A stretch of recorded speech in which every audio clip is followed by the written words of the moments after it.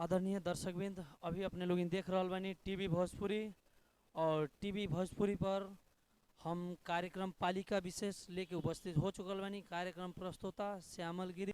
और हमने ई कार्यक्रम में विशेष पालिका के विशेष हमने ई कार्यक्रम में लेके चले नहीं सन।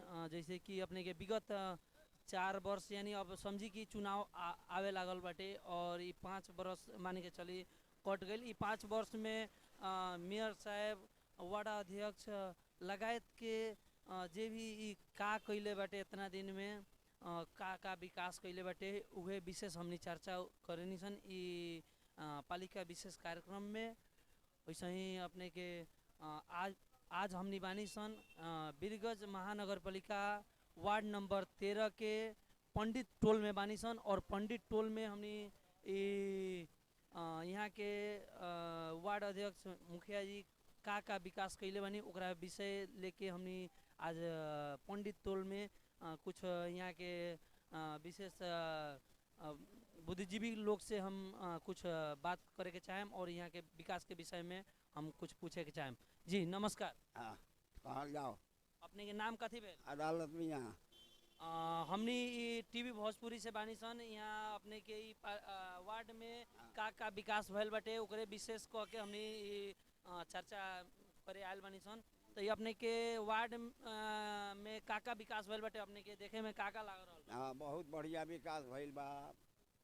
भजी तोड़ले गइल हाँ सब बहुत बढ़िया काम कैले बा बेचारा तूफान यहाँ सब देखत बढ़ले बानी। मगर मुखिया जी से अपने लोग संतुष्ट बानी एकदम हाँ बहुत खुशी बानी साल हमनी के काम वहाँ के बढ़िया कैले बानी। नाला वाला सबके व्यवस्था हाँ हाँ सब सब बहुत चारू जहाँ ले सकल बाड़न वहाँ ले बहुत कैले बाड़न।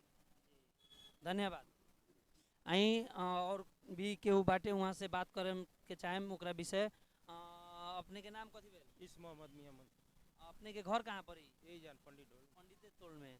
यहाँ अपने के विकास के विषय में हमनी विशेष चर्चा विकास के विषय में हमनी करे आयल बानी सन जे यहाँ के अपने के वार्ड अध्यक्ष यानी मुखिया जी का विकास कैले बानी ओकरा विषय में कुछ कहे के चाहेम। काम बहुत अच्छा भइल बा। रोड नाली सब मुक्तम के काम भी भइल बाटे। एकदम सब काम अपने लोग संतुष्ट बानी काम से उनकर काम से संतुष्ट बानी। आवे वाला चुनाव में के यहाँ अपने लोग इनके वहाँ प्रति कैसन भावनात्मक बाटे? हमनी के उनकरे प्रति बाटे थी उनकरे के वोट दिए। आवे वाला चुनाव में फिर हुए के अपने लोग मुखिया के देखल चाहते? हाँ उनकरे के देखे के चाहते। बहुत बहुत धन्यवाद बाटे। और क्यों बानी वहाँ से हम बात करे के चाहें। जी नमस्कार। नमस्कार। अपने के नाम कथी भेल? हमार नाम अली हुसैन। अली हुसैन। अपने के घर कहाँ पड़ी? पंडित टोला। पंडित टोला।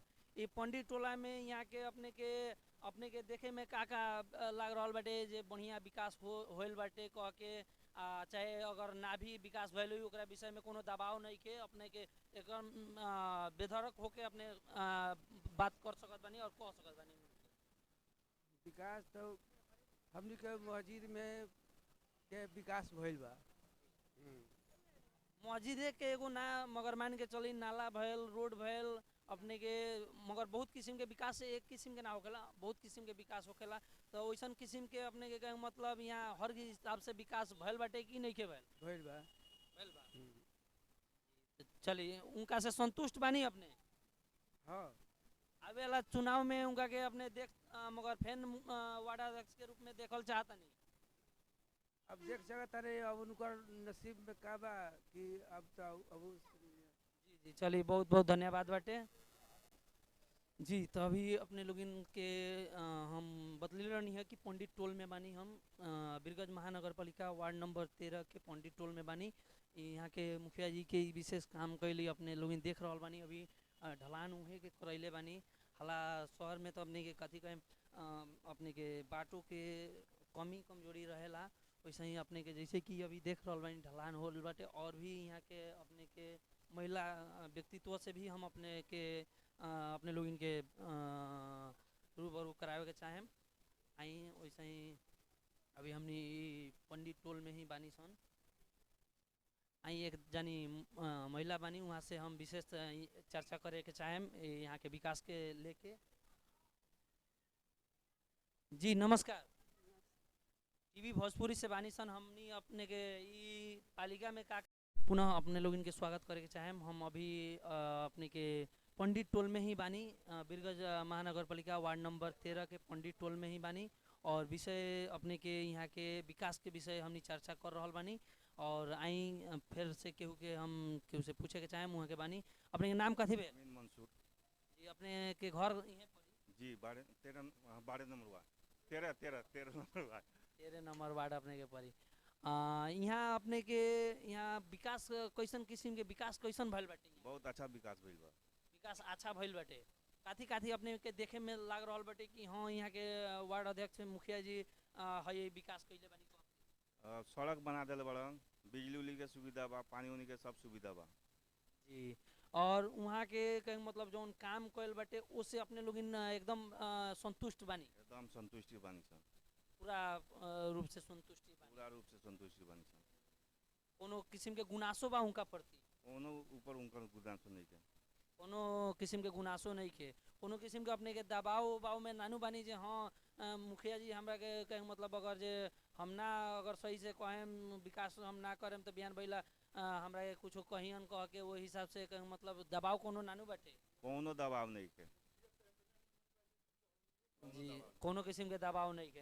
चली अपने के अग्रिम चुनाव में उनकरा के फैन से देखल चाहत हैं? एकदम 100%। चलिए बहुत बहुत धन्यवाद बाटे अपने के।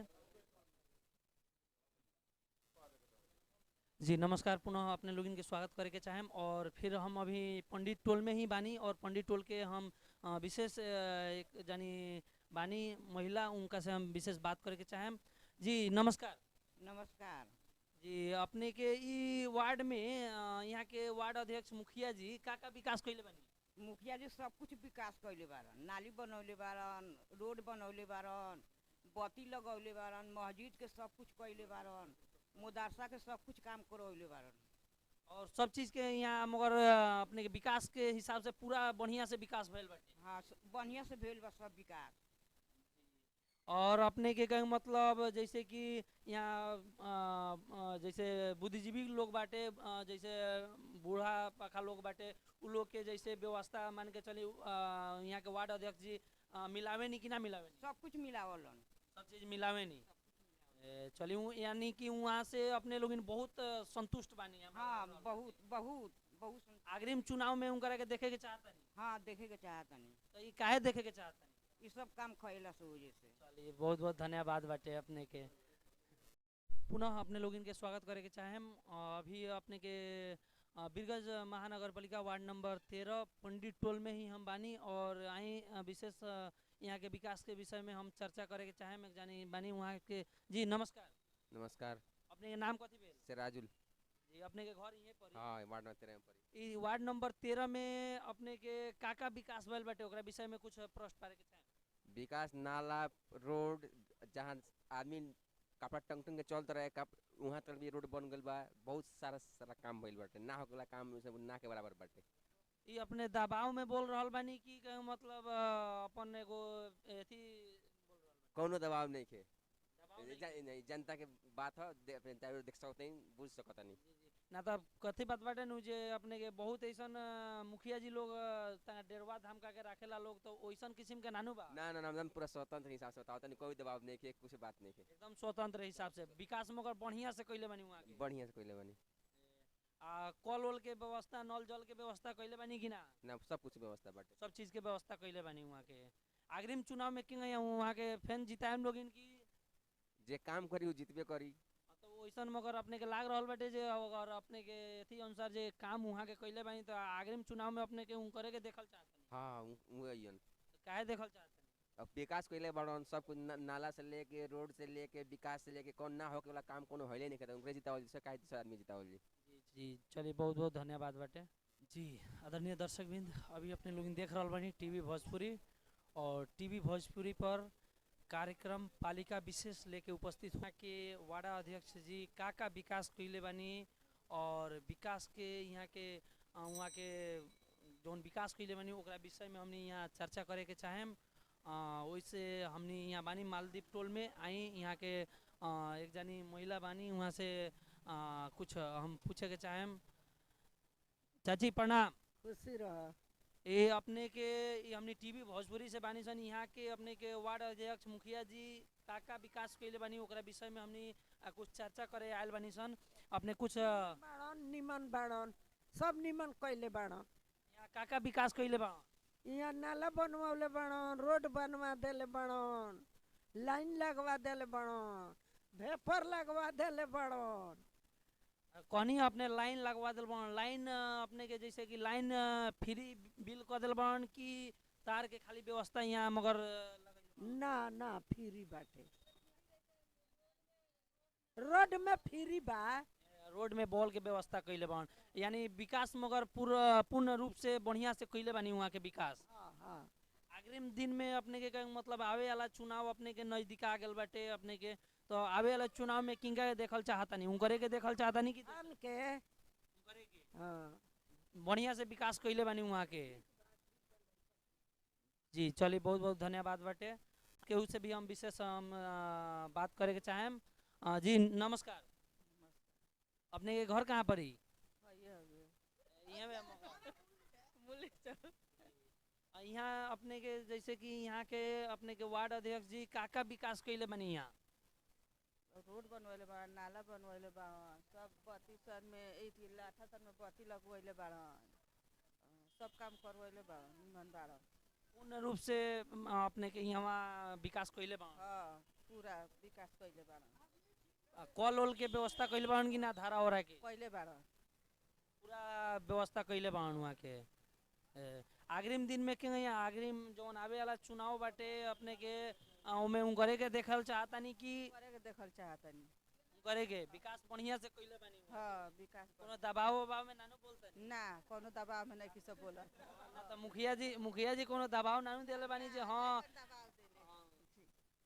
कि अपने के कोनो जैसे कि दे दिल बान कॉल ओल चाहे कुछ दे दिल बान तो ओकरा ना उ नहीं फन देले माने निमन बाड़न ना चलिए बहुत बहुत धन्यवाद बाटे, अपने अपन प्रक्रिया जनैनी जी अभी अब हम मालदीप टोल में ही बानी मुरली में मालदीप टोल में ही वहाँ के विकास के नमूना हम अपने के दिखावे के चाहम जैसे कि ढलान अपने के देख रहल बानी ढलान अपने के लोक रहल बाटे इ ढलान भी वहाँ के करैले बानी और नाला के व्यवस्था एकदम नाला के व्यवस्था वहाँ के करैले बानी और वहाँ भी हम देखावल चाहेम देखी प्रत्येक अपने के गली गली में वहाँ के अपने के ढलान करवैले बानी और विकास कैले बानी इसे देखे में तो लाग रहल बाटे और यहाँ के अब जनता के का जिज्ञासा बाटे जनता से जानल चाहल जाए हमनी के तो देखे में लाग रहल बाटे कि विकास वहाँ के कैले बानी मगर विकास वहाँ के कैल हुए कि दोसर केहू के कैल हुए अब यहाँ के स्थानीय जनता से ही पूछला से पता चली जे हाँ वहाँ के विकास कैल कि दोसर केहू के विकास कैल हुए जी बहुत बहुत धन्यवाद बाटे टीवी भोजपुरी में बहुत बहुत धन्यवाद जी अपने के यहाँ के वार्ड में यहाँ के मुखिया जी वार्ड अध्यक्ष जी का विकास कैले बानी देखिए हरिजन जितना एरिया बानू आज से 5 बरस पहले सब छाती भर डुबान रहा ठीक बा छाती भर डुबान रहा यहाँ तक लेके पानी के निकासा ना रहा ठीक बा हमी के यहाँ बहुत परेशान रहनी ठीक बा वार्ड अध्यक्ष जी बैलन चाहे विधायक जी बैलन 2 आदमी मिल के अपना बजट से पूरा एरिया में व्यापक रूप से विकास कैले बा लोग ठीक बा एक खातिर हमनी के दिल से उन लोग के बहुत बहुत बधाई बा ठीक बा अपने हम कहता नहीं अपने खुद घूम के देख सकता नहीं कहला से बेहतर बा कि अपने नाला रोड नाला अपने जहाँ भी घूम घूम के चारों ओर देख सकता नहीं कि विकास के तो हमारा उम्मीद बा कि 32 वार्ड में सबसे बेहतर काम अगर कोनो वार्ड में भइल बा तो जी अब जैसे कि हमनी के तो देखे में लाग रहल बाटे ऐसे हमनी देख भी रहल बानी जे हाँ यहाँ विकास बढ़िया से भइल बा मगर ई विकास कहे मतलब वहाँ के वार्ड अध्यक्ष जी कैले बानी कि अपने के कहे मतलब कोनो प्रदेश से अपने के कोनो बजट के बाटे उ तो अपने नु प्रश्न पारे के चाहे यहाँ के ना हम बताओ हम अपने के शुरू में ना कहनी कि एक आदमी के बजट ना ये विधायक जी प्लस तूफान अंसारी के दोनों आदमी के इतने काम न देखी सुनिए 1 मिनट ये इतने एगो रोड न देखी चारों ओर है जितना मानू चारों ओर के रोड जाके देखी बुझनी तो कहीं जरूरी पड़ल जहाँ जैसे तूफान अंसारी सब करे तूफान अंसारी करावल ठीक बा विधायक जी के तो दोनों आदमी सहमति में मिल के से ये काम करेला। विशेष पहल मगर वार्डे अध्यक्ष जी के बाटे एकदम वार्ड अध्यक्ष जी से अपने संतुष्ट बानी कि 100% संतुष्ट बानी। एकदम संतुष्ट बानी। अग्रिम चुनाव में अपने के उहे के देखल चाहता नहीं कि एकदम एकदम एकदम जनता से भी एकदम माने ई एगो का बानू कोनो बनावटी बात नहीं करत हम। ठीक बा, एगो बनावटी बात नहीं करत ई एकदम हमनी के वार्ड नंबर 13 के वार्ड अध्यक्ष के रोड के जौन की जैसे कि रोड बा ठीक बा जी जी रोड बाटे तब रोड पहले कम रहे तो एकरा खातिर बहुत सारा मशक्कत उठा के मार पीट करके पीट के पिटा के आज रोड के व्यापक रूप से अपने देख सकते हैं कितना चौड़ा रोड बा। ठीक है, सबसे बड़ा इम्पोर्टेंट बात है ई अपने विकास उ ना देखी रोड के चौड़ाई देखी जौन की हमी के मधेसिया के एगो कल्चर का है कि सबसे कमजोर चीज रोड होला। सारा चीज हमी के रोड पर करे नहीं जी ऊ बढ़ले बा। ठीक बा, हमी के सारा चीज अपन जितना कार्यक्रम हमी के रोड पर करे नहीं माने यहाँ हमी के आज एगो बहुत बड़का एगो रोड चौड़ा भैल अच्छा विकास भेल। कल जब जन 3 लाख 4 लाख दूर जमीन ना रहे आज वो 9 लाख 8 लाख दूर जमीन बा। ठीक बा जी जी चलिए बहुत बहुत धन्यवाद अपने के भी। जी अभी अपने हम मालदीप टोल में ही बानी और यहाँ अपने के विकास के नमूना हम अपने लोग इनके दिखावे के चाहे देखिए अपने के गली गली में वहाँ का ढलान करैले बानी और नाला के व्यवस्था मिलैले बानी और वहाँ के एक आदमी रहनी हुए कहत रहनी है कि यहाँ हमनी के छाती भर पानी लाग जात लग हुए और उस समय में हमनी के कहे मतलब ई छाती भर पानी तैर के हमनी के घर में अपना जाए के पड़त लगा हुए और आज के दिन में वहाँ के वार्ड अध्यक्ष यानी कि अपने के पूरा वार्ड से बढ़िया वहाँ के कैले बानी और यहाँ के मतलब जौन छाती भर पानी में जाए के पड़त लगा हुए उ अपने के आज सुखला में जाए के पड़ताटे वहाँ के बहुत बढ़िया अपन प्रतिक्रिया देनी आई और लोग से भी हम यहाँ जाने के चाहें जो हाँ यहाँ का विकास भल बाटे और कैसन किस्म के विकास भल बाटे यहाँ के विशेष लोग से हम जाने के चाहें। पुनः अपने लोग इनके स्वागत करे के चाहें और अभी हम बानी बीरगंजपालिका वार्ड नंबर 13 के मालदीप टोल में बानी और आई विशेष एक आदमी से हम पूछे के चाहें जो यहाँ के विकास के विषय में का विकास भल बाटे। जी नमस्कार। हेलो, अपने के नाम कथी भेल? मकसूद मंसूरी। यहाँ के वार्ड अध्यक्ष जी का विकास कैले बानी? यहाँ के विकास के बानी नाला बनौले बानी सब एने के रोड ना रहलक पहले रोड बनल बा एकदम बढ़िया से विकास वहाँ के कैले बानी। बढ़िया से विकास भइल बा एने जौन भइल बा जौन बढ़िया भइल बा।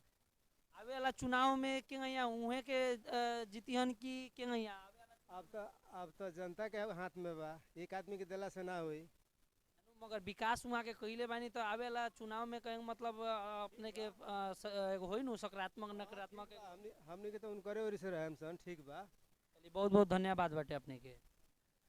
अभी हमनी अपने के मालदीप टोल में ही बानी सन और आई एक आदमी से और विशेष हम कुछ हम यहाँ के विकास के विषय में कुछ पूछे के चाहें। जी अपने सहमत बानी कुछ बोले के लेल? जी नमस्कार, अपने के कार्यक्रम में स्वागत बाटे। नमस्कार। अपने के नाम कथी भेल? मंसूर अंसारी।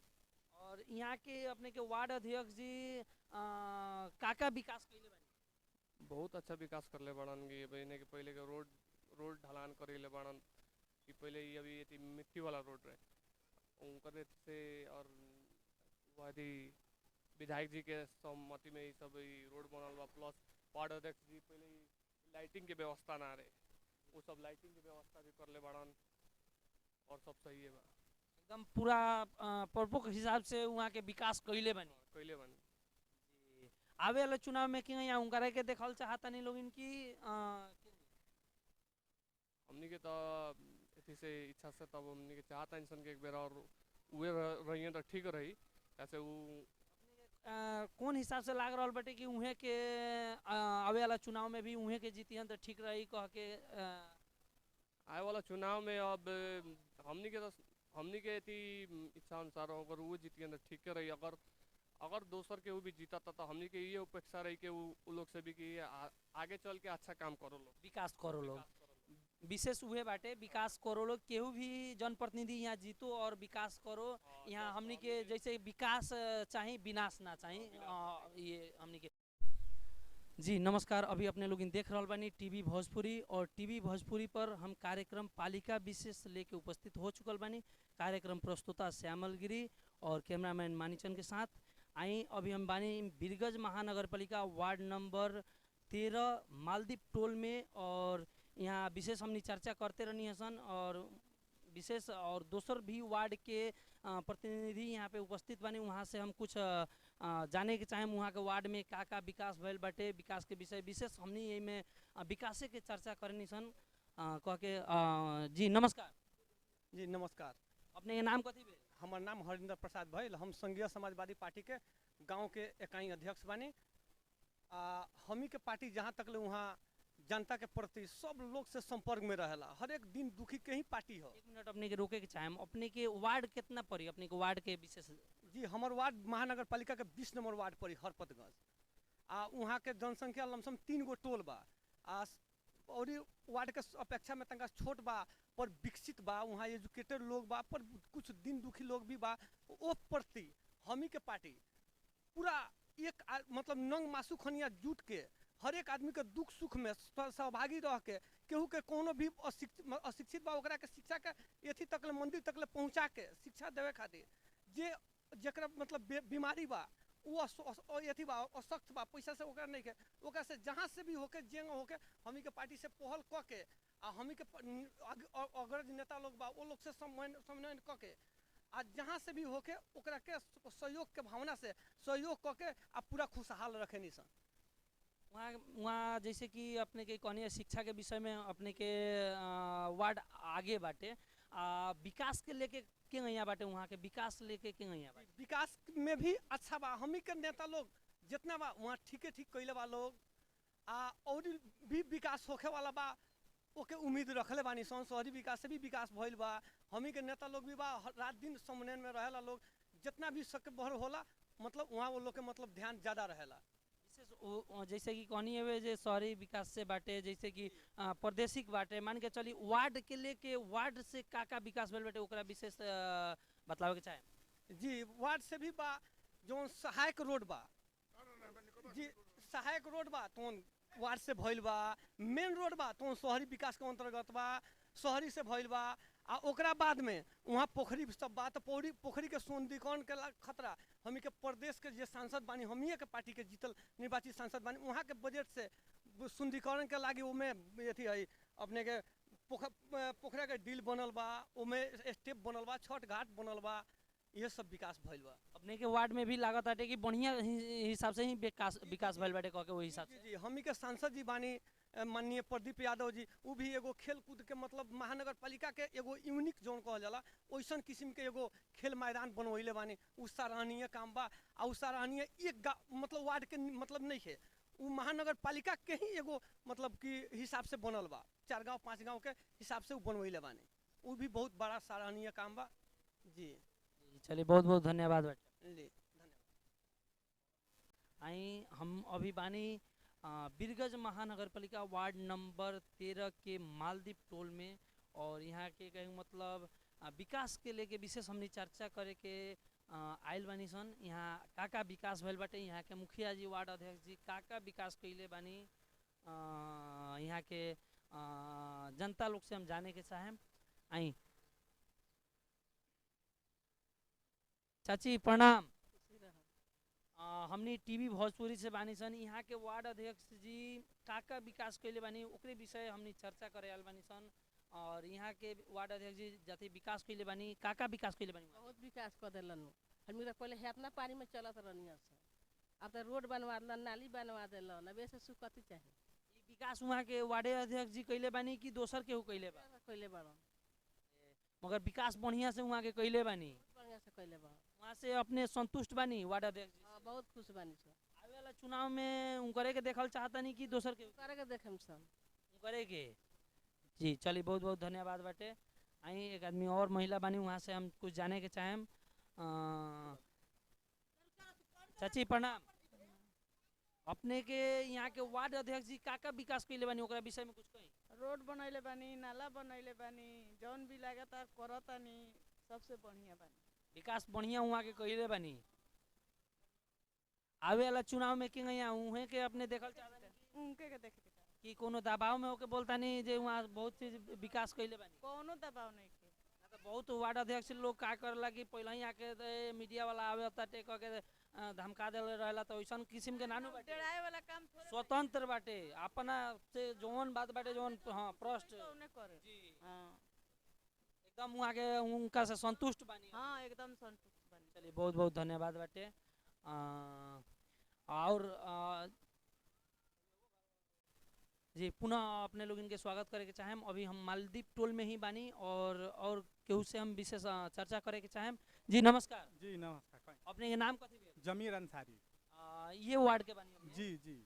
यहाँ वार्ड अध्यक्ष जी का विकास कैले बानी ओकरा विषय में कुछ कहे के? यहाँ तो अपने के हम ही कहे के चाहता नहीं कि यहाँ समझी कि इससे पहले कोनो विकासे ना रहा। यहाँ अपने लोगन भी जो है आज इंटरव्यू लेवे आयल बानी लोगन, मुखिया जी के अइला के बादे आ सकल बानी लोगन, ना तो ऐसे पहले चहले रहती लोगन तो रहुओ लोगन वही पर से फिर के चल जाती लोगन।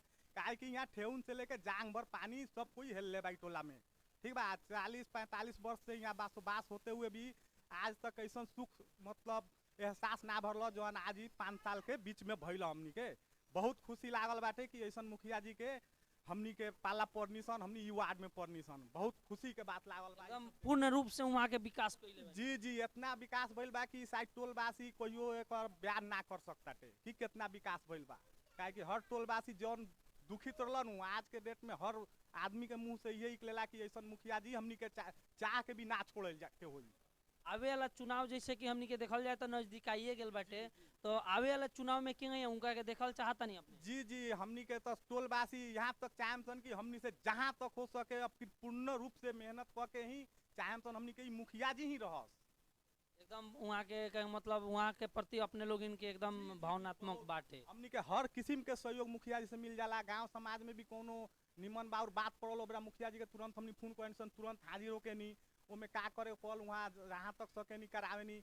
यहाँ तक कि हमनी के कोनो जरूरत पड़ जाला तो हॉस्पिटल से लेके घर तक ले देखभाल वहाँ के एकदम बढ़िया से। असहाय लोग के एकदम वहाँ के पूर्ण रूप से सहयोग करें। जी खुद हमरा संगे भी ऐसा भइल बा, 2 बेर 3 बेर हॉस्पिटलाइज भइल बानी, ओमे जाके बहुत सहयोग कइले बानी लोग।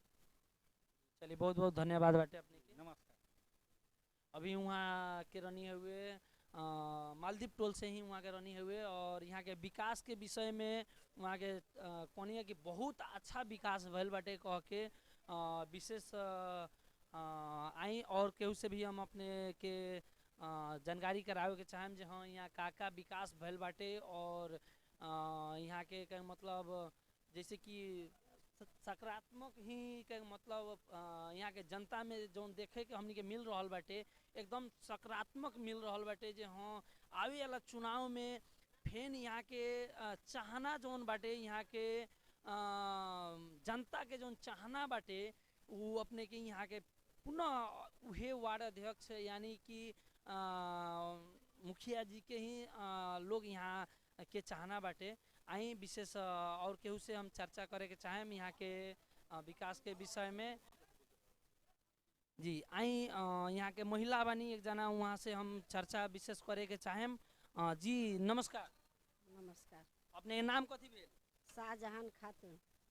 यहाँ के हमनी विशेष हमनी टीवी भोजपुरी से बानी सन। यहाँ के वार्ड अध्यक्ष जी का विकास कइले बानी वही विषय हमनी चर्चा करे आयल बानी सन। अगर वहाँ के विकास कइले बानी ओकरा विषय में कुछ कहे के चाहेम?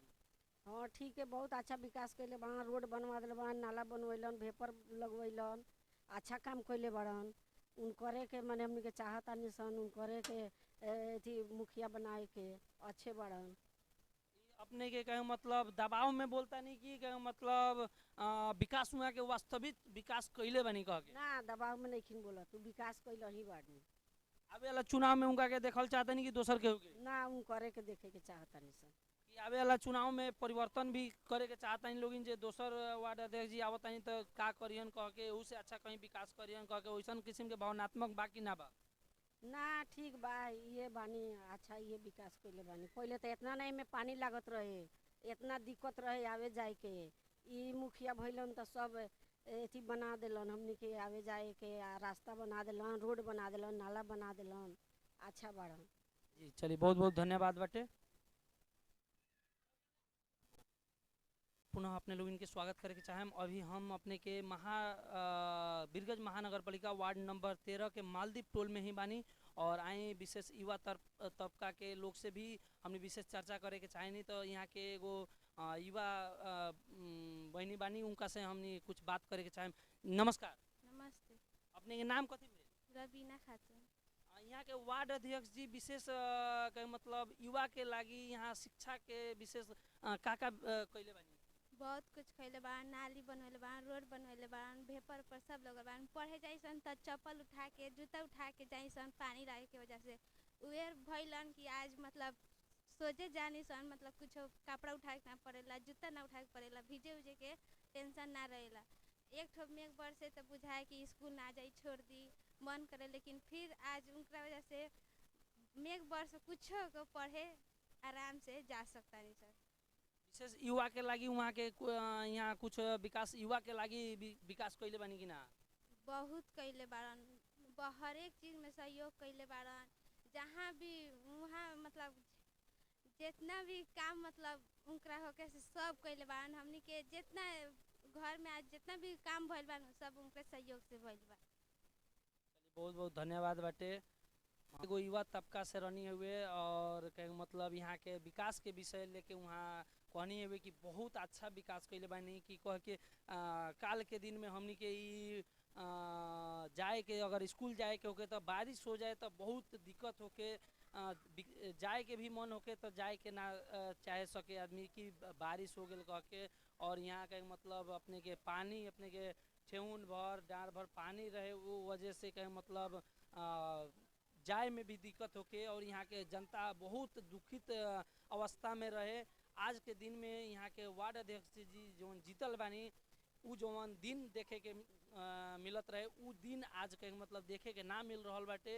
वैसन किस्म के यहाँ के जनता लोग के जिज्ञासा रख हुए। चलिए ये हम छूटे के चाहें। नमस्कार।